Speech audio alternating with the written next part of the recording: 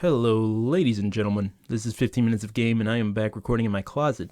If you've been paying any attention to my channel at all the last few weeks, you've seen that I've been playing Cyberpunk 2077 on the Xbox One. The story has been great for me so far, on par with other RPGs that I love like Fallout and The Witcher. I am a sucker for an engaging narrative in a deep, immersive world. Cyberpunk gives that to me. Mostly. Before I get into that piece of it, I want to say that I am by no means a game developer. I have no idea how difficult it is to craft any game, let alone a game of this magnitude. However, I am a player, and I can't help but notice some inconsistencies with what CD Projekt Red has shown us of the game versus what I've experienced in my own playthrough. Do those problems even really matter? Before I get into that, I upload a lot of video game walkthroughs on the channel, along with the occasional ramblings I call video essays. If you can check a few of those out and leave me a like and subscribe, that would be incredibly helpful to my channel. Cyberpunk 2077 is glitchy on the Xbox One. It kinda just is. In my 10 or so hours of playing, I've experienced my BFF Jackie pointing a gun to my head. Oh my god, don't kill yourself.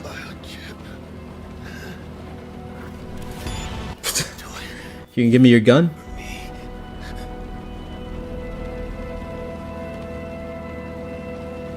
Yeah, man, I mad respect for you. Alright, don't shoot me too.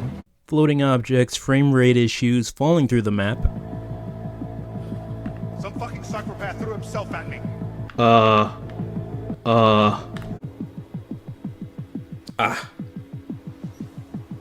I see. Well, I got to the ground, didn't I?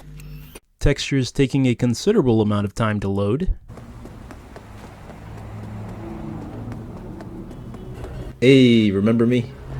Jesus Christ. Oh my god. Oh man, you without textures, big difference. In a night city that is eternally blurry.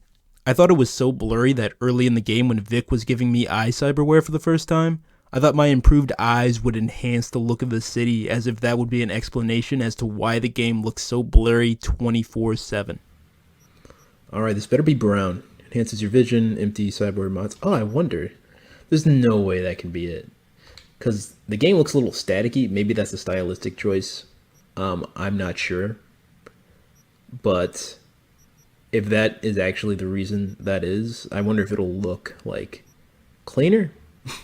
That didn't happen.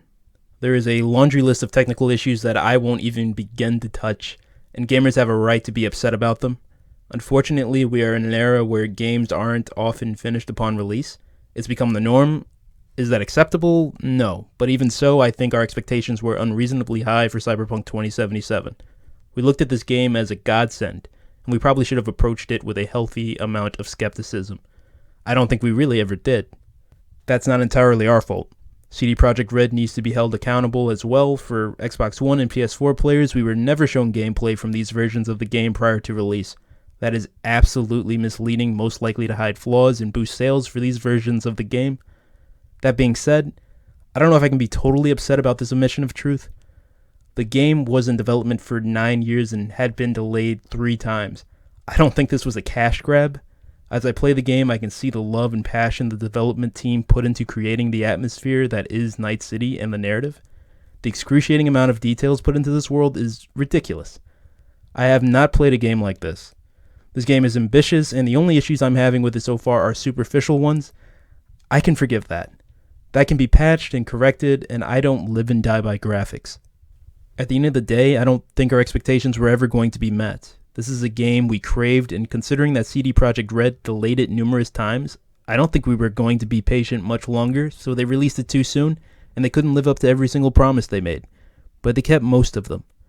The narrative and atmosphere is amazing. It just lacks polish. They should absolutely be held accountable for mistakes, but I don't think they should be demonized for it because this is a game that oozes love and passion. I wish more games felt this way. CD Projekt Red jumped the gun for sure, but the only issues I'm seeing are superficial ones that can be fixed. I believe that this is a game that, once it fixes the technical issues in the upcoming months, will shine as the ambitious and immersive world that it is. I'll stake my channel on it. And I totally understand and even encourage you to wait until these superficial issues are corrected before you buy this game, but I can guarantee you that this game, at its core, is a game worth playing. This has been 15 minutes of game. Thank you for watching. As always, I link any and all sources I use in the description of the video because you should never trust the word of a man-child who lives next to a church that hasn't heard of a Wi-Fi password.